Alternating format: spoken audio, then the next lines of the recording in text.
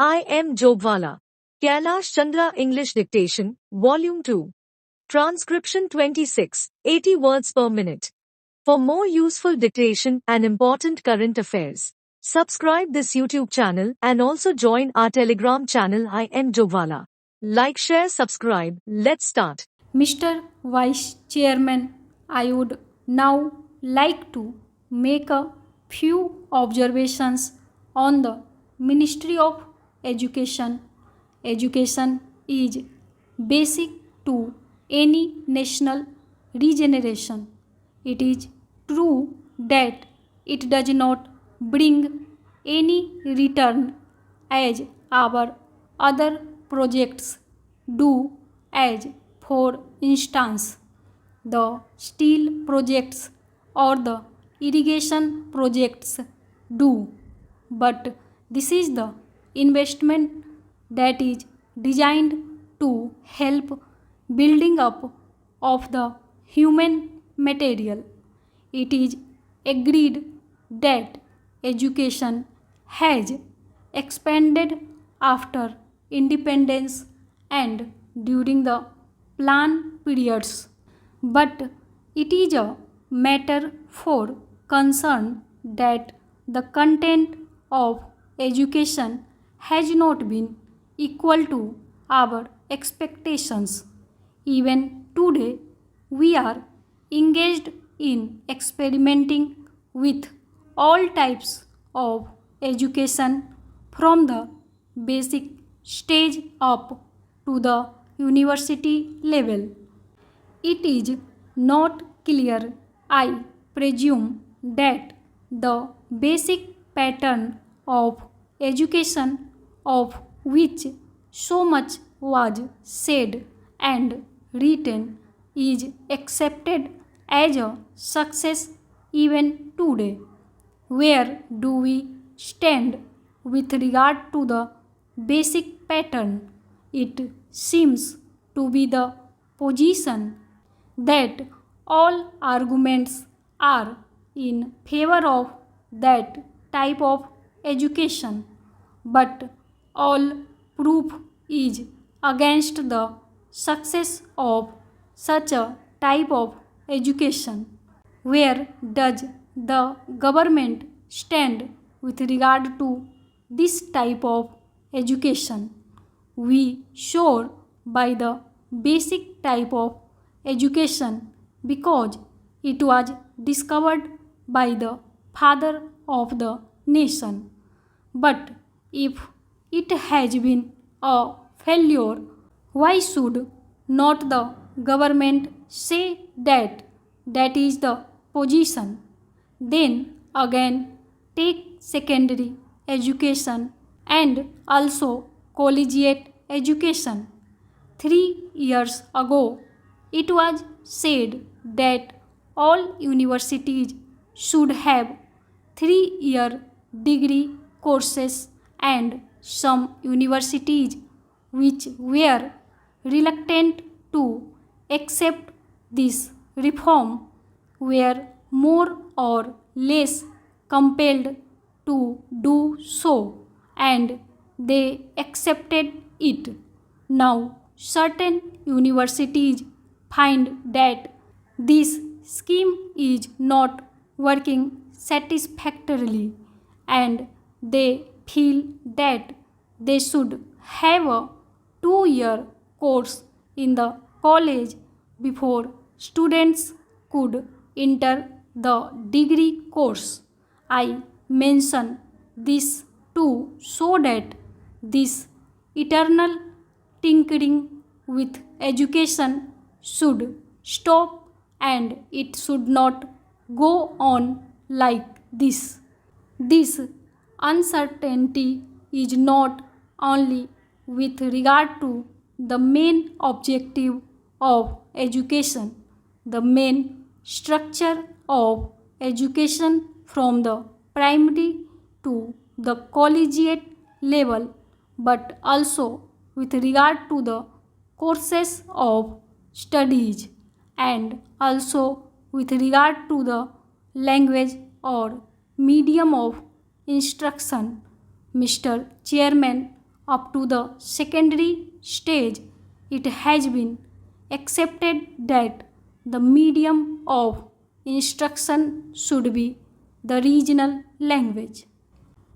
The National Integration Council, however, stated that if universities are to exchange professors, if they have to develop freely, then there should be the common medium of instruction, namely English and Hindi.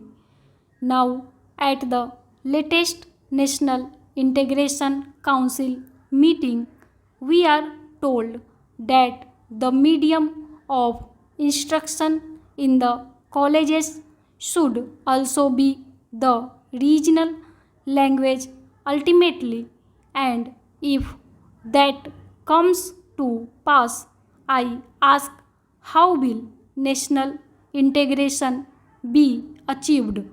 It is permissible to envisage a stage if the scheme of the National Integration Council is implemented, where different universities will have different media of instruction, and the main that will be drawn from these universities will have to man the judiciary of the land and the all India services, but they will not be able to serve in a state other than the one in which they were educated.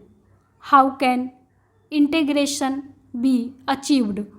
We are working at cross purposes. It is time that a high power body was appointed to hammer out a national scheme of education having integration as the basic aim and to implement it systematically. The present method of meddling at every stage of education, the present climate in which we are not clear about the medium of instruction at different stages, is causing concern to the parents, to the pupils, and weakening the country in the process. This is a major problem at this stage of the development of the country. Then, Mr. Vice Chairman, I would pass on to the Ministry of Transport and Communications.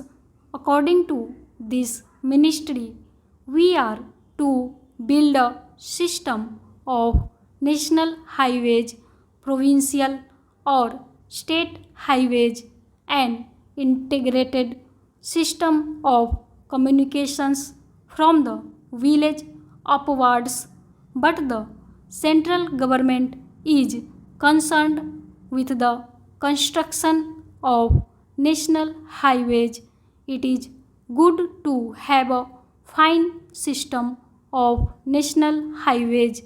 It also serves as a physical link for integrating the nation.